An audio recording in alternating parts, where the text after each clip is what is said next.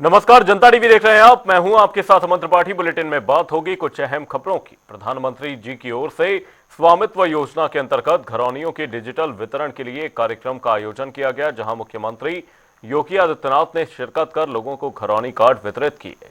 वहीं सीएम ने कार्यक्रम को संबोधित करते हुए कहा कि देश में अब तक स्वामित्व योजना के अंतर्गत 2 करोड़ 14 लाख से अधिक प्रॉपर्टी कार्ड वितरित किए गए हैं। क्या कुछ कहा उन्होंने, आपको सुनवाते हैं। अब आपको इस बात की चिंता नहीं कि आप जहां पे आपका मकान है इस पे कोई दबंग या कोई दूसरा व्यक्ति जबरदस्ती कोई कब्जा नहीं कर पाएगा, क्योंकि वो सारा का सारा रिकॉर्ड राजस्व विभाग के पास मौजूद हो चुका है। अब कोई भी व्यक्ति आपकी जमीन पर कब्जा नहीं कर पाएगा। लेकिन हमारी ग्राम पंचायतें भी अब रोजगार के सृजन के माध्यम बन सके। हर ग्राम पंचायत में एक ग्राम सचिवालय के निर्माण की कार्रवाई को लगभग पूरा किया जा चुका है और मेरा यह मानना है कि आज नए भारत के नए उत्तर प्रदेश में हर ग्राम पंचायत अपने यहां 5 से लेकर 7 लोगों को रोजगार अकेले ग्राम पंचायत दे रहा है। खासतौर पर ग्राम सचिवालय में वहां पे एक कंप्यूटर ऑपरेटर भी रोजगार सेवक के रूप में कार्यरत है। उसी गांव का कोई पढ़ा लिखा नौजवान, उसका चयन इस आधार पर हुआ है। उस गांव में ही वह व्यक्ति गांव के लोगों को जिन कार्यों के लिए उन्हें ब्लॉक में, तहसील में और जनपद में आकर के भटकना पड़ता था, जाति प्रमाण पत्र के लिए, आय प्रमाण पत्र के लिए, निवास प्रमाण पत्र के लिए, ऑनलाइन वह सब उसको उस ग्राम सचिवालय में ही वो उपलब्ध करवा सकता है। एक रोजगार वह प्राप्त हुआ। गांव का वित्तीय लेन देन गांव के अंदर हो, वीसी सखी उसी गांव में मौजूद है। वह भी गांव की ही बेटी या गांव की ही बहू है। यह भी गांव में एक नया रोजगार यह भी सृजित हुआ है। गांव में fair price shop, model shop के रूप में वही खुले और उसमें छोटा सा वेयर हाउस भी बने। यह इसके पास बन गया, एक व्यवस्था हो गई। एक व्यक्ति को, 1-2 लोगों को वहां रोजगार मिल सकता। आगामी मिल्कीपुर उपचुनाव को लेकर उप मुख्यमंत्री केशव प्रसाद मौर्य ने अपनी प्रतिक्रिया दी, जहां उन्होंने मिल्कीपुर उपचुनाव में बीजेपी की जीत का दावा किया। वहीं उन्होंने सपा प्रमुख अखिलेश यादव पर जमकर निशाना भी साधा। क्या कुछ कहा उन्होंने, आपको सुनवाते हैं। अखिलेश यादव जी का फर्जी पीडीए हार रहा है और जो असली पिछड़ों के, दलितों के, गरीबों के, महिलाओं के, किसानों के, मजदूरों के सेवक हैं, रक्षक हैं, उनके जीवन स्तर को ऊपर उठाने के लिए काम करने वाले भारतीय जनता पार्टी की डबल इंजन सरकार वहां जीत रही है। सर, जो पीडीए में जो ऑफिसर्स तैनात होते हैं, अखिलेश यादव ने उन पर सवाल उठाए हैं कि बीजेपी जो है पक्षपात कर रही है और बीजेपी नहीं चाहती है कि समाजवादी पार्टी से ऑफिसर्स के जरिए 5 तारीख के मतदान और 8 तारीख के रिजल्ट की स्क्रिप्ट लिख रहे हैं श्री अखिलेश यादव जी और समाजवादी पार्टी के लोग। उनको मालूम है कि वो चुनाव हार चुके हैं, लड़ रहे हैं, ये सच है, लेकिन अब अपना कैसे वह हारने के बाद फेस कर पाएंगे जनता को, जो 27 के सत्ताधीश बनने की ख्वाहिशें पाले हुए हैं, वो 47 तक सत्ता के इर्द गिर्द आने वाले नहीं हैं, तो खींच मिटाने के लिए एडवांस में स्क्रिप्ट तैयार कर रहे हैं। सर, महाकुंभ में जहां करोड़ों लोग स्नान कर रहे हैं, वहीं समाजवादी पार्टी उस पानी को गंदा बता रही है। समाजवादी पार्टी कहती है कि पानी गंदा है, इसलिए अखिलेश यादव ने हरिद्वार की गंगा में स्नान किया।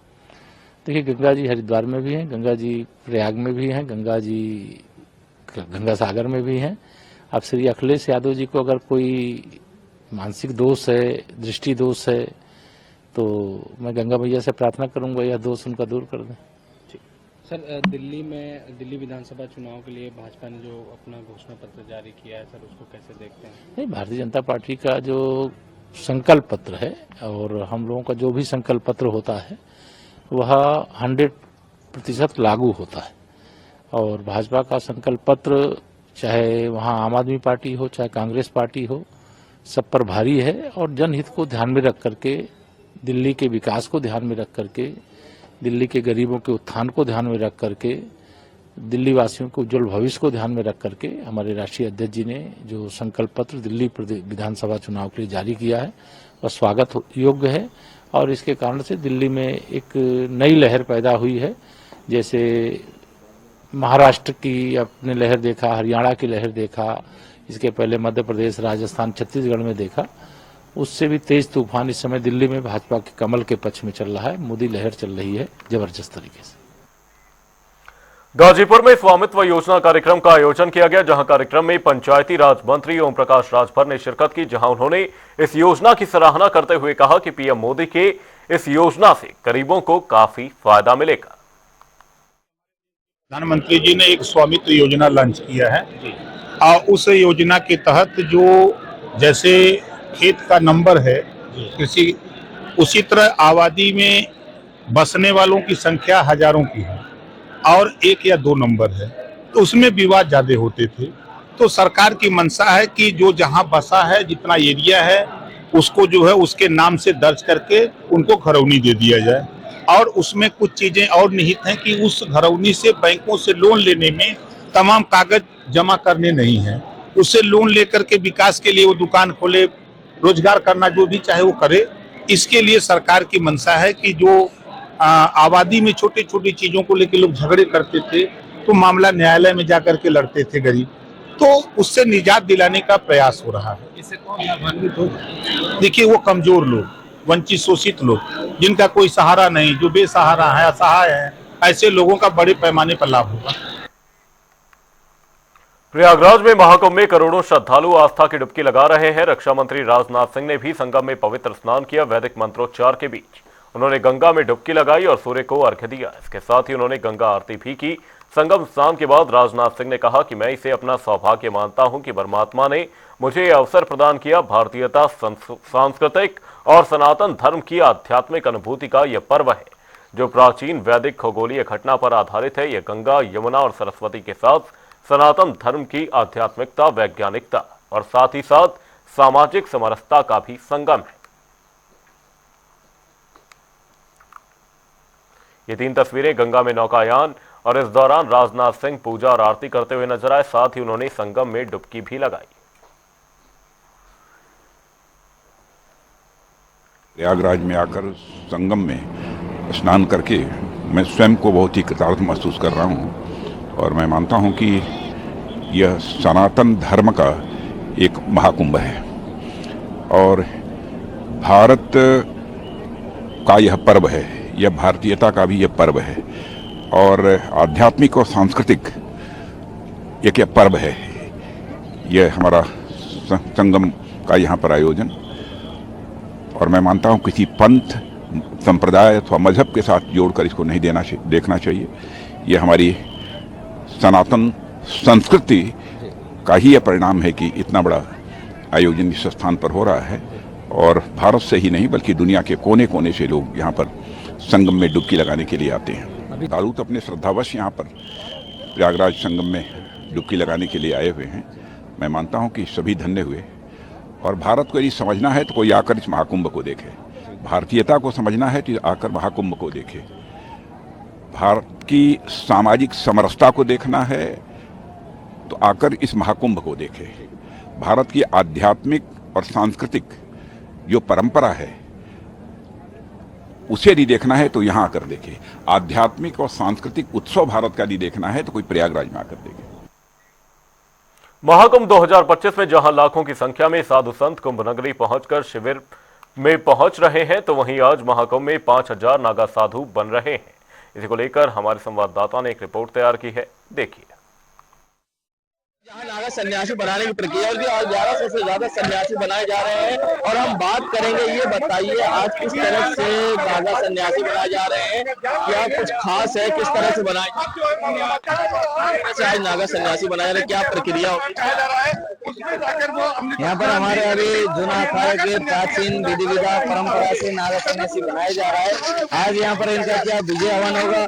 अब यहाँ पर विजय हवन होने के बावजूद में क्या होगा इनका कि संस्कार तो इन्होंने पिंडदान करके आ गए, 16-17 पिंडदान करके आ गए, 16 पीढ़ियों के 16 संस्कार हो गए करके आ गए। अब यहाँ पर विजय हवन होने के बावजूद में इनका पूरा संन्यास आज से इनको पालन होता है। जिस प्रकार हमारे प्राचीन समय से क्या होता था कि प्राचीन समय से हमारे जैसे शपथ ग्रहण दिलाया जाता है, इस प्रकार से हमारे सन्यास का जो शपथ ग्रहण आज दिलाया जा रहा है इन लोगों का नया जन्म होता है। क्या आज कितने नागा सन्यासी सन्यास ले रहे हैं, आज हमारे देखो इन सब का नया जन्म हो रहा है। देखो इन सब ये देखो पूरा एक ही कपड़े में रहेंगे, देखो इनका एक ही कपड़े में रहेगा, ये हाथ में इनका दंड है और कमंडल है, इसके हाथ में रहने के बावजूद भी ये लोग आज ध्यान करेंगे, भजन करेंगे, साधना करेंगे, उसी हिसाब से इनका पूरा जीवन भर इनका महत्व चलता रहेगा। गुरु दीक्षा एक ही होती है या अलग?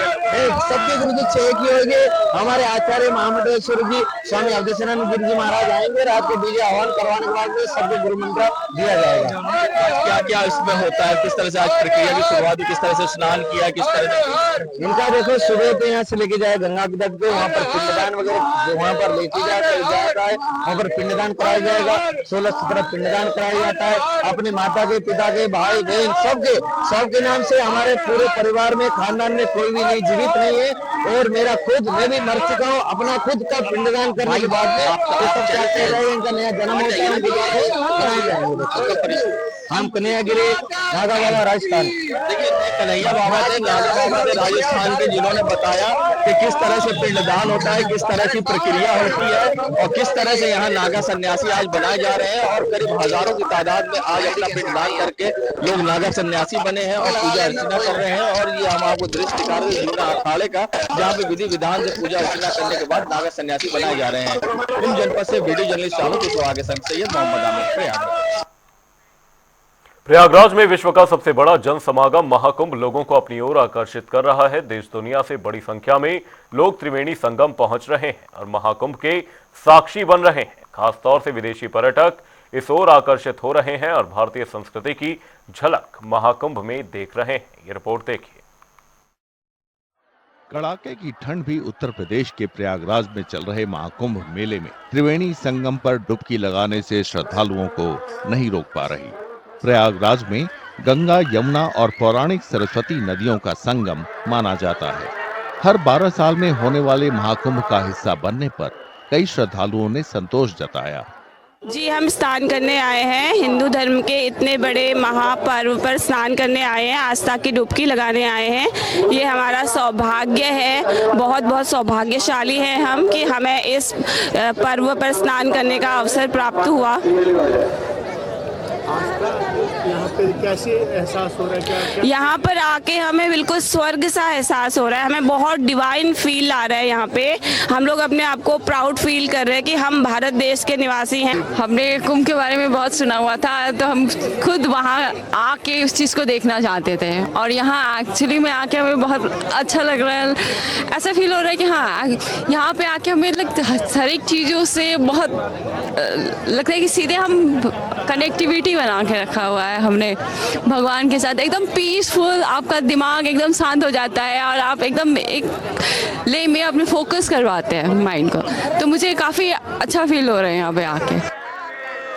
सड़क रास्ते से आने वाले एक श्रद्धालु ने संगम पर उपलब्ध सुविधाओं की तारीफ की। रात हम गाड़ी चला के पहुंचे और हमें हमारी सारी थकावट जैसी हम यहाँ पहुंचे उड़ गई। व्यवस्था बहुत अच्छी है। सर्दी की सुबह है बट ऐसा सर्दी लग नहीं रही है। लोगों को यहाँ पे इतनी गर्मजोशी से देख रहा हूँ मैं कि लोग आ रहे हैं देश के अलग अलग प्रांत से, अलग अलग भाषा बोल रहे हैं, लेकिन सब यहाँ पहुँच करके सनातनी बन जा रहे हैं। तो व्यवस्थाएं बहुत अच्छी है और मैं बहुत उत्साहित हूँ कि मैं यहाँ पे आया। 45 दिन चलने वाला महाकुंभ 13 जनवरी से शुरू हुआ और 26 फरवरी को खत्म होगा। इस दौरान करीब 40 से 45 करोड़ लोगों के प्रयागराज आने की संभावना है। प्रयागराज में 13 जनवरी से शुरू हुए महाकुंभ के लिए विशाल डिजिटल बुनियादी ढांचा तैयार किया गया है। तीर्थयात्रियों की सुरक्षा के लिए तैनात मेला प्राधिकरण और राज्य पुलिस मेले में आने वाले तीर्थयात्रियों की सुरक्षा और सुविधा के लिए एआई से चलने वाले उपकरणों की विस्तृत श्रृंखला का उपयोग किया जा रहा है। ये रिपोर्ट देखिए। उत्तर प्रदेश के प्रयागराज में 13 जनवरी से शुरू हुए महाकुंभ के लिए विशाल डिजिटल बुनियादी ढांचा तैयार किया गया है। तीर्थयात्रियों की सुरक्षा के लिए तैनात मेला प्राधिकरण और राज्य पुलिस मेले में आने वाले तीर्थयात्रियों की सुरक्षा और सुविधा के लिए एआई से चलने वाले उपकरणों की विस्तृत श्रृंखला का उपयोग कर रही है। बहुत सारी कुंभ में सुविधाएं जो हैं और बहुत सारे एनालिसिस के प्रोसेसिंग जो है वो डिजिटल माध्यम से की जा रही है। वेबसाइट्स, ऐप्स तो खैर हमेशा ही होती हैं, लेकिन उसके अलावा भी इंफॉर्मेशन एक्सचेंज और तरह तरह की सुविधाएं कुंभ में, वो उसमें डिजिटल एक रूप का बहुत महत्वपूर्ण योगदान है। हैकिंग और डाउनटाइम जैसे तकनीकी मुद्दों से डिजिटल बुनियादी ढांचे को सुरक्षित रखने के लिए आईआईटी कानपुर की टीम 24 घंटे काम कर रही है। उनकी कोशिश है कि जरूरी सिस्टम सुरक्षित और विश्वसनीय बने रहें, ताकि लोग बिना किसी रुकावट के काम करते रहें। हमारी टीम जो है वहाँ पे सारे डिजिटल इंफ्रास्ट्रक्चर की एनालिसिस करके उसमें क्या खामियां हैं उसको निकाल के और उनको कैसे ठीक किया जाए, ये भी इस पर पूरा प्रयास कर रहा है, जो कि ऐप डेवलपर्स या वेबसाइट डेवलपर या अन्य जो भी इंफ्रास्ट्रक्चर डिजिटल वाले जो हैंडल कर रहे हैं उनके साथ। अभी तक सर क्या कुछ अटैक्स हुए हैं साइट्स पर? क्या लगातार अटैक्स इस तरीके के आ रहे हैं और क्या विदेशों से भी अटैक हो रहे हैं? हाँ, अटैक्स तो लगातार होते रहते हैं, बल्कि 24 घंटे प्रयास तरह तरह के होते ही रहते हैं। इसमें देश विदेश हर जगह से आते हैं अटैक। कुछ तो बॉट्स होते हैं जो कि 24 घंटे अटैक लगातार करने का प्रयास करते ही रहते हैं तरह तरह तरीके से। तो इन सबको ध्यान में रखते हुए इनको आइडेंटिफाई करके और इनके अटैक को ब्लॉक करने की क्षमता सारे डिजिटल इंफ्रास्ट्रक्चर में होनी चाहिए। उत्तर प्रदेश पुलिस ने इस साल के कुंभ मेले के लिए तीर्थयात्रियों की सुरक्षा तय करने के लिए एआई संचालित कैमरे और पानी के नीचे ड्रोन जैसे उन्नत डिजिटल सुरक्षा उपायों को लागू किया है। 13 जनवरी को शुरू हुए महाकुंभ मेले में 45 दिनों के दौरान लगभग 40 करोड़ तीर्थयात्रियों के आने की उम्मीद है। रुक करेंगे ताबड़तोड़ खबरों की ओर। महोबा में देखने को मिला तेज रफ्तार का कहर, ट्रक ने किसान को रौंदा, मौके पर किसान की मौत। सूचना पर पहुंची पुलिस ने जांच पड़ताल की शुरू। घरौनी वितरण कार्यक्रम के तहत लाभार्थियों को घरौनी कार्ड किए गए वितरित। कार्यक्रम के दौरान कैबिनेट मंत्री राकेश सचान समेत कई प्रतिनिधि रहे मौजूद। सुल्तानपुर में अस्पताल ले जाते समय कैदी की मौत, मृतक के परिजनों ने चिकित्सालय प्रशासन पर लगाए गंभीर आरोप। मिर्जापुर में पुलिस को मिली बड़ी सफलता, बेशकीमती करोड़ों की मूर्तियों को पुलिस ने किया बरामद, साथ ही 4 आरोपियों को भी किया गिरफ्तार। केन्या देश के 28 बड़े अधिकारियों का डेलीगेशन पहुंचा आगरा। स्मार्ट सिटी के चीफ ऑफिसर ने डेलीगेशन को पूरी सिस्टम और टीम के काम के बारे में दी जानकारी। हमीरपुर के वन विभाग में बच्चों के काम करने का वीडियो वायरल, खेल खेल में बच्चों ने पेड़ उतारना किया शुरू। उन्नाव में डीएम के आदेश पर हुई बड़ी कार्रवाई, खनन विभाग ने पकड़े 30 ट्रक, सभी का किया चालान। डीएम को लगातार मिल रही थी शिकायत। मैनपुरी में स्वामित्व योजना के तहत लाखों लोगों को प्रॉपर्टी कार्ड किए गए वितरित। कार्यक्रम में कैबिनेट मंत्री ने की मुख्य अतिथि के रूप में शिरकत। महोबा में कार्यक्रम के बीच घरौनी किया गया वितरित, लाखों ग्रामीणों को स्वामित्व का अधिकार देते हुए सौंपी गई घरौनी। सहारनपुर में 2 पक्षों में चली गोलियां, इस दौरान 2 से 3 लोगों को लगी गोलियां। आगामी जांच में जुटी पुलिस। श्रावस्ती में स्वामित्व योजना के अंतर्गत घरौनी कार्यक्रम का आयोजन। स्वामित्व योजना में सैकड़ों परिवारों को मिला प्रॉपर्टी कार्ड। प्रयागराज में महाकुंभ का भव्य आयोजन पर बोले साधु संत, कहा अन्य राज्यों से बड़ी संख्या में पहुंच रहे साधु संत। पहली बार योगी महाराज की कृपा से संगम की रेत पर बह रही राम नाम की गंगा। मुजफ्फरनगर में आरटीओ ने की जनपदवासियों से अपील, वाहनों पर पेनल्टी की 100% छूट का उठाएं लाभ। फिरोजाबाद में लापरवाही के चलते गर्भवती महिला की मौत, इलाज के दौरान महिला ने तोड़ा दम। डिलीवरी के बाद मृतक महिला की बिगड़ी सी तबीयत। मुजफ्फरनगर में जिला समाज कल्याण अधिकारी ने दी जानकारी, कहा 29 जनवरी को होगा मुख्यमंत्री सामूहिक विवाह योजना कार्यक्रम का आयोजन। लाभार्थी जमकर उठाएं इस योजना का लाभ। बुलेटिन में फिलहाल के लिए सिर्फ इतना ही, कहीं जाएगा नहीं। जनता डी पर खबरों का सिलसिला रहेगा जारी, तब तक के लिए नमस्कार।